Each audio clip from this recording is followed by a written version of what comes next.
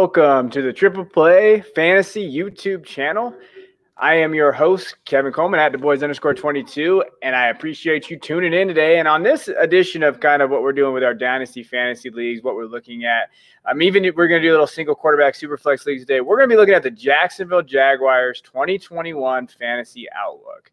So a lot of news recently with Urban Meyer, everything that's going on there in Jacksonville, and I think that there's a lot of things to kind of cover. So we're going to basically go through Urban Meyer's offense, look at what that is, look at Lawrence. We're going to go through trade values, ADP of all these guys, and just kind of look at who we want to own and kind of just go through these guys in perspective, right? And we're going to look at Mike Clay's projections at the end, kind of what he released today. It's totally free. I definitely take a look at it. It's a great resource. So without, getting into it, let's get into this stuff. So we're looking at Urban Meyer. So let's talk about Urban Meyer first. His last two seasons at Ohio State is going to look at. Now, we know that Darrell Bevell's there. Brian Schottenheimer is there as a passing coordinator. But Urban Meyer is going to run the show. He has too much pride. He wants to dictate this offense. He's going to come out and say that he hired Bevell because he could use what Urban does and kind of transfer a little bit. So it's going to be Urban's show. We just need to be aware of that. Now, let's look at his last 2 years at Ohio State. 2018 was a little bit of an outlier. So they 51 to 49%. But that was the year that they just threw the ball everywhere with Haskins. So that was more of an outlier. They were very one-dimensional, and there was a lot of problems there. 2017 kind of tells the more of the story. So, he ran the ball 55% of the time at Ohio State in 2017. And you're going to notice that running the ball is kind of his forte. That's kind of what he likes to do as an offensive perspective, his scheme, what he likes to do at. And so I think that's where we're going to have to go and start looking at, where the value is at with fantasy, with Jacksonville. It's going to be on the rushing side. Okay. Now, let's look at these rushes. So running back rushes during Meyer's last two seasons at Ohio State. So rushes per game, 2017, 2018, even though that they didn't have as many, they were running a ton of plays in 2018. So 26 to 31, each of those. And the percentage of total plays, about 35, 38%. So, again, you're going to still see a lot of rushes per game. I think that's going to translate to the NFL.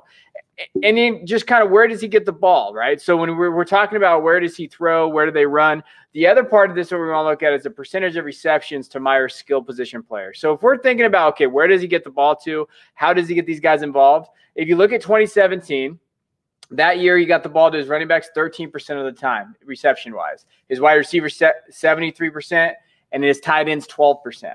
2018, he saw a little uptick in running back receptions, wide receiver receptions, and then tight end reception goes down.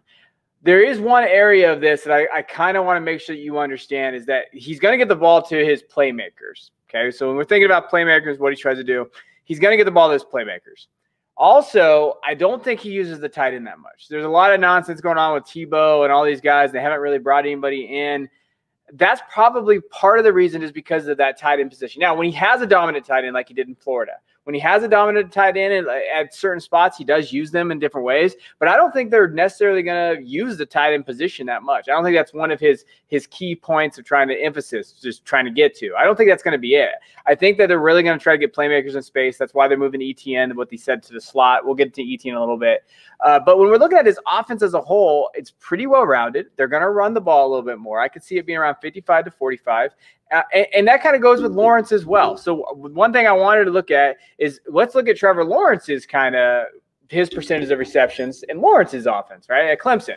And this is always iffy because you're talking about two different schemes, but I think it's a good barometer for what he is. So in 2018, what you saw is Lawrence really targeted his wide receivers a lot. Okay, and you saw that year 86%, 7% for his running backs, 5% for his tight ends. 2019, you'll see that kind of dip a little bit. 16% to his running backs, 75% to his wide receivers, and 8% to his tight ends. And you see it get a little bit more spread out last year in 2020. 19% for his running backs, 65% for his wide receivers, 15% for his tight ends. So when we think of Lawrence and who he is as a quarterback, they are going to move the ball around a lot more. That is one of the reasons why I think that Urban loves the idea of drafting Lawrence, obviously. It was more than just that he's been the number one pick forever. I think what Lawrence does is it fits Urban's offense and his scheme better. There's a great video of Urban Meyer talking about Lawrence when he was working as an analyst for Fox. Everything that he talked about was what he wants in a quarterback.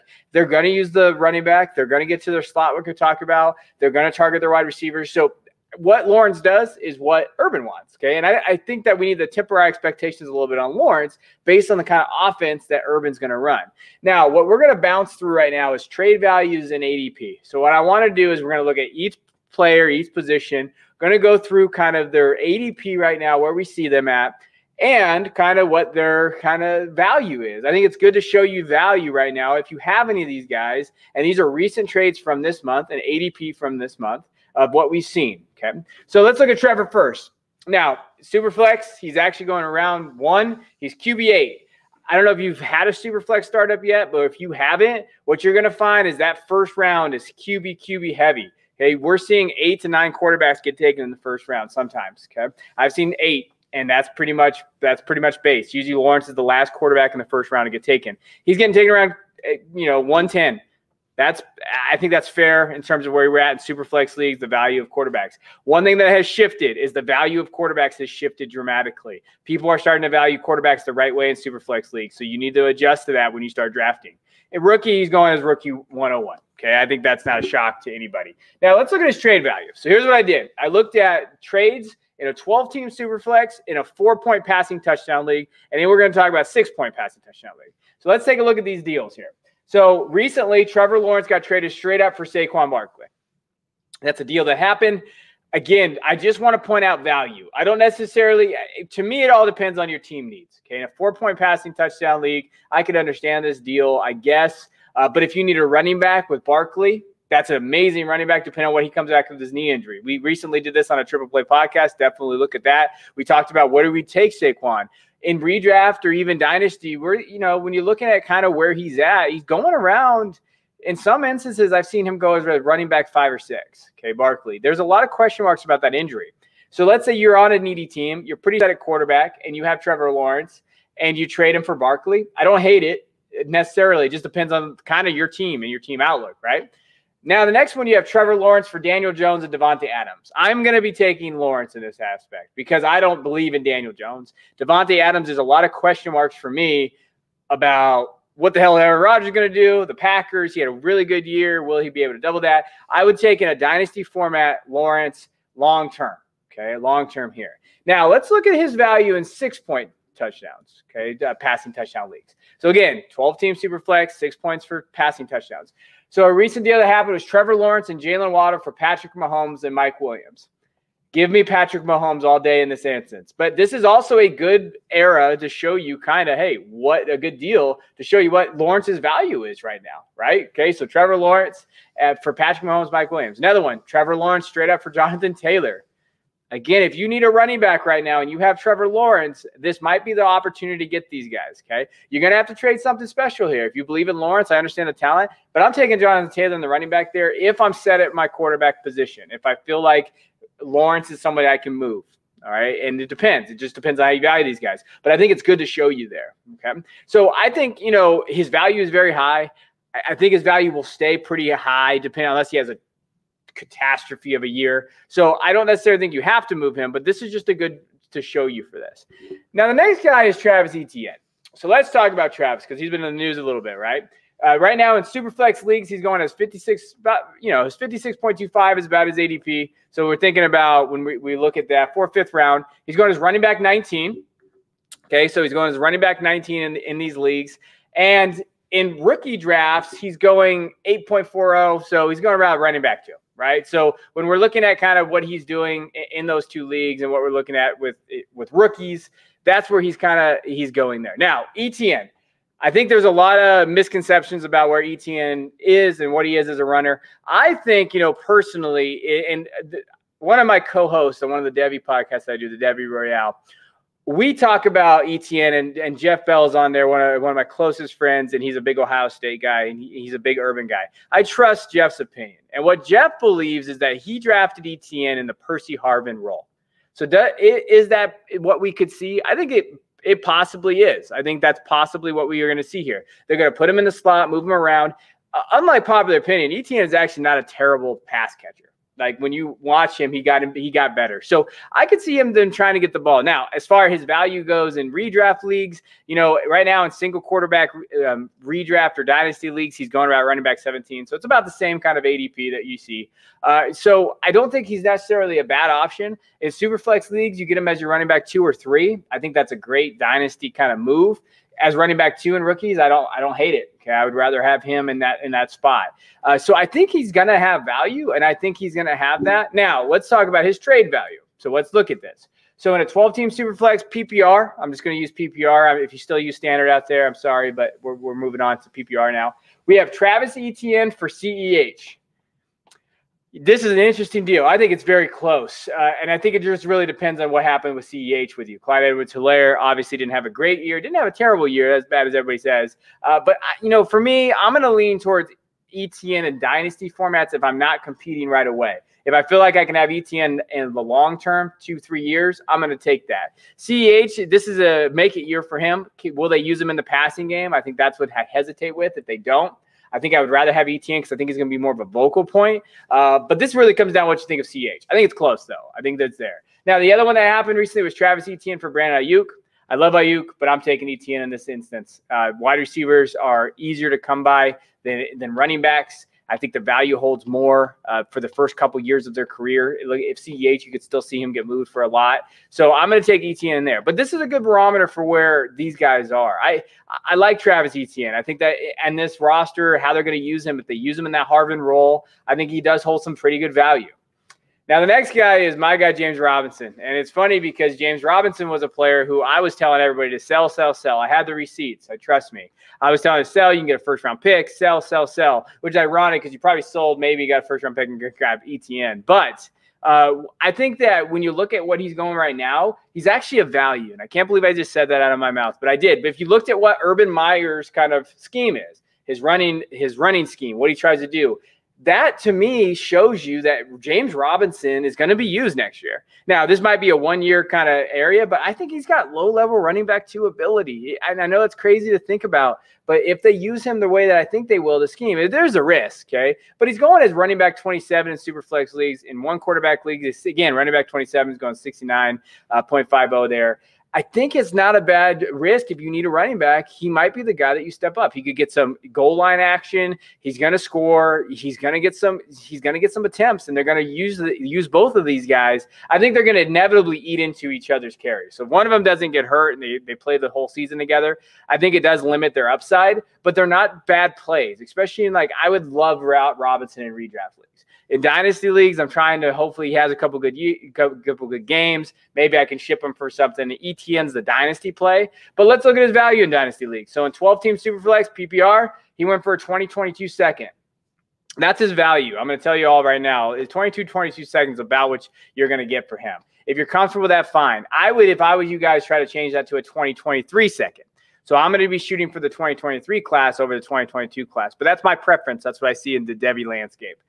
He also went for Cooper Kupp and Denzel Mims. So James Robinson went for Cooper Kupp, Denzel Mims. Again, I think it just depends on your preference in your league, but this is a dynasty league. I think I'm going to shoot for the upside on Denzel Mims. I know some people are souring on him a little bit, but I don't necessarily see that. And Cooper Kupp, right? So when we're looking at both of these guys, I'm going to say out of that, but I don't hate it, I guess, if you're trying to get James Robinson. But I just think that his ceiling's limited. So I would worry about giving up Kupp for this. If this was like Denzel Mims in a second, I could see that maybe, or a third, right? And then you just, hey, banking on upside a little bit. But again, I'm going to go to the Kupp side. But this is a good barometer for what we have with Robinson. But again, I cannot stress this enough, everybody out there listening or watching. Both of these guys are just going to eat into each other's kind of production. All right, that's going to definitely happen. So you're really banking on, okay, maybe Robinson can be a low-end flex play every once in a while if I have some injuries. Etienne is definitely going to maybe in PPR formats have more value than in standard or half PPR because he's going to maybe get some catches using that Percy Harvin role. So when we're looking at the running backs, they have value, but they're both eat into each other's value. Okay. Now let's talk about the wide receivers. DJ Chark. All right, let's talk about DJ Chark because I think that when we're mentioning what he did. Now remember, in every metric from targets per game to catch rate to yards per targets to yards after the catch, it went down. So every metric that we've looked at went down since his breakout in 2019. He wasn't very productive as a deep ball receiver, okay? And though that can be kind of blamed on his quarterbacks. Of his 92 targets last season, 31 were deep passes, in which only 11 were deemed catchable. And he caught 10 of those. So when we're thinking of like his targets, he had 31 deep passes, only 11 were catchable, and he caught 10. So he obviously had terrible quarterback play last year, and we saw that. We know they were terrible. But when you look at what Lawrence is going to bring to the table, Lawrence was 22 of 51 on passes of 20-plus yards, leading to 10 touchdowns and a 97.7% grade. Bevel called, and in his offensive coordinator, Darrell Bevel, he called 70 deep throws, 20-plus yards in 2020, and 88 in 2019. So they're going to spread the ball deep. I think that this offense is going to lead to Chark being the number one guy there. And I know everybody loves Shenault, Jones, these other guys, but their offense and their ability to want to throw it deep and Lawrence's ability to get it deep, and I think he's one of the best deep passers in the league already. He was coming out of college. I'm going after Chark. Right now he's going as wide receiver 27 in Superflex leagues, and in one quarterback, he's wide receiver 31. Which is weird. I don't necessarily understand that, why it's such a discrepancy there. But what I will say, when you're looking at Chark, Jalen Waddle's being drafted over him. I don't necessarily agree with that. Juju's being drafted over him. Again, this is a guy that can be the wide receiver one option on this team. I don't think I would take him. I would not take. I would take Juju and these guys over. I would take Chark. Julio's getting drafted over Chark, which in dynasty formats, I don't know if you guys are going for it and you can think 1 more or 2 years of Julio, but Chark could realistically have a very good outcome with Lawrence in that system, right? So let's look at his trade value. 12-team Superflex, PPR always. DJ Chark in the 208 for Keenan Allen. As much as I like Chark in that 208, I think the 208, it drops, when we're talking about who's there at that 208 position. Basically what I've been seeing, it's Amon-Ra St. Brown, some of these other guys. For Keenan Allen, I'm gonna dive on Keenan Allen if I'm contending. Maybe even if I'm rebuilding, because I think I could flip him for a little bit more. I wouldn't give up Keenan Allen for this. But I understand if you think Chark's going to have that breakout. And then the other one that I would probably do, DJ Chark for Kareem Hunt. I like Kareem. I think he's a flex option, but DJ Chark holds his value longer. So that's kind of where his value's at. And I like both those deals, but I understand. I would take Keenan. I would take Chark in the Hunt deal just because of value. And I build through my wide receivers. That's kind of how I build dynasty teams. Now, let's talk about the next guy, who is like the dynasty community's biggest. They love this guy. And I don't mind him. But I think his value, his perceived value, is more than what it's worth, right? So Laviska Shenault, Superflex ADP right now is wide receiver 34. His one quarterback is wide receiver 32. So he's getting drafted right behind Chark. Okay, so when we think of Shenault, what he's doing, the one thing about Shenault that I like is that if he plays slot, which everything I've read, I've done all this stuff and I've looked at it and I've gone over it. If he plays slot, I think that they're going to use him in a lot of different ways and he could have a ton of value. I think Marvin Jones can also play the slot. I know that they talked about the outside, but everything I've said is between those two guys. If it's Shenault, when we look at what each player has done in the area, so if we look at what Lawrence did, Lawrence legitimately made Amari Rodgers an NFL wide receiver. Okay, Amari Rodgers had a career year this year from the slot, made him look just phenomenal, right? So if Lawrence could do that for Shenault, we're going to see an uptick in value. Again, you look at what Urban's done with Percy Harvin, my guy Paris Campbell, who please stay healthy, right? Those guys all excelled in this offense from the slot position. And then if you have Chark, who actually finally hits his value, I think that's where Shenault's there. I think that he can hold it, and I think that he's a great option. Now, let's look at his value, because I think his value kind of varies. So Shenault for Chris Carson. Gosh, that's a tough one. If you need a running back, you got a running back too, who I love, Chris Carson. I think he definitely is there. Laviska is tough. I don't mind. I actually think it's 50-50. I think it's very close in PPR formats because you don't know what Shenault's going to be. And there's so many wide receivers in this league. And so I understand maybe going after Carson, but no, Carson's window is about 1.5 years. That's basically what you got left here. And then another one that I would actually take Shenault in is Laviska Shenault for Nelson Agholor and a 2022 second. I'm okay with giving up those two assets for a guy like Shenault. I think that's value.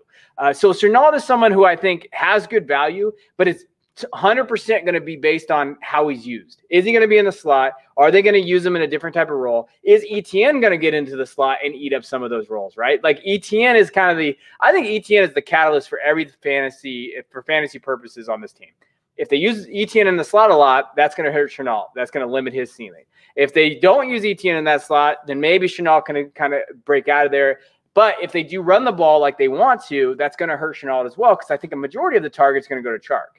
Now, the one guy that I think is a sneaky ad, not only just in Dynasty or in PPR formats, but definitely redraft, is Marvin Jones Jr. Now, we've seen what Marvin Jones did in Detroit. He's not a wide receiver 1 or 2, but he's a very solid flex play.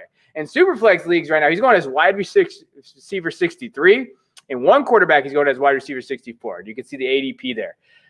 You know what? And look at his trade value. Marvin Jones for Giovanni Bernard. And this is after, the hurt. And then Marvin Jones for the 401. So you're talking about Marvin Jones for the 401. You're talking about Giovanni Bernard. Like, we're not talking about giant assets here. He's a sneaky play. So Marvin Jones, and especially imagine if Marvin Jones plays in the slot. If he can play in that slot position and kind of get some of those targets that we see, he's a very good value as a flex option later. I don't necessarily see that. Now, if we look at Mike Clay's projections, so again, check it out. He's on Twitter. He just talked about, he put these projections out. So this is completely from him. I'm not stealing it. I'm letting you guys all know. I just wanted to show you because I think it's a good asset to look at. So you look here, this is what he had. He had Trevor Lawrence. He basically thrown for 4,200 passes, 23 touchdowns, 14 interceptions. And then he has 288 yards rushing and 3 touchdowns. That's okay. I mean, that's QB2 numbers. I could see that. I absolutely could. Now, I think he hits the Etienne and Robinson one out of the park. So Etienne and Robinson both, you'll see the attempts. Etienne has 137, Robinson 152. They each about have 600 yards rushing. They each about 4 and 5 touchdowns. And in receiving-wise, it's pretty much down the board, right? So if you look there, he projects the receiving, 59 receptions for Etienne, Robinson 42. 400 yards for Etienne receiving, James Robinson 312. So I think that's what you're going to see. I mean, that's where they're very capped right now, okay? And that's a very valid thing. Chark, if you look at what Chark did, 133 targets, 76 receptions, 1,000 yards, and 6 touchdowns. I would probably say that's pretty good. It would be great if he could get to 8 touchdowns, right? It would be great if maybe he got to 80 catches, 85. But I think this is a very borderline baseline of what we think Chark could do next year. Shenault, he has him down, and if you look at that, has rushing yards, a touchdown. He also had 109 targets, 74 receptions, 834 yards, and 4 touchdowns. And if you look at Marvin Jones, 97 targets, 61 receptions, 842 yards, and 5 touchdowns. And we're not going to talk about tight ends here because, like I said, James O'Shaughnessy, these other guys, I don't see them unless they upgrade that position being there. But if you look at Marvin Jones' numbers, guys, and what they're projected, I think that's the play. I think of all the guys that we've talked about today, I think Marvin Jones, especially in redraft, and even in Dynasty at a certain point, he's going as wide receiver 63. That's the sneaky value. I think Marvin Jones is the sneaky value. If he can stay healthy in that offense, if he can move around a lot, they can use him, utilize him. They brought him there, so they want him there. I know that you listen to this, and we went through it, and I hope you like the trade value and all that, but you could almost realistically get Marvin Jones for free right now, a 4th-round pick, maybe a late 3rd. Pick him in the startups and get him later. Like, Marvin Jones is the guy that I've been targeting as well. I think the most value that you're going to see is Marvin Jones. I think LaVisca can be very good. It depends on how they use him, but I think that his perceived value is more than what it is, and a Chark is the guy I'm buying. And then the running backs, well, all you got to do right now is just basically, if you're a dynasty, you take Etienne and you hope that next year Robinson either is gone and then he's going to get more of the volume, or they use him more in the receiving game. And then James Robinson is a sneaky redraft, maybe running back 3 if he's going to get those opportunities and scores those touchdowns. But really a sure thing for me is Lawrence. I think that he's going to be a very solid QB2 this year and go from there. But the other guys, it really just depends on how Urban Meyer is going to be, right, when we talk about him. But I'm telling you right now, Marvin Jones is not a guy just based on value, based on where he's getting drafted in his ADP. He could be the sneaky buy. So I appreciate you listening. I hope that, you give us some comments. Let us know what you think. I always want to improve in terms of what you're looking for on these videos for teams. I'm going to break about our next couple teams in this next part. Please hit that subscribe button if you haven't already. A lot of great things coming from the content and the website and everything. And we appreciate you. And I'll look forward to talking to you next time.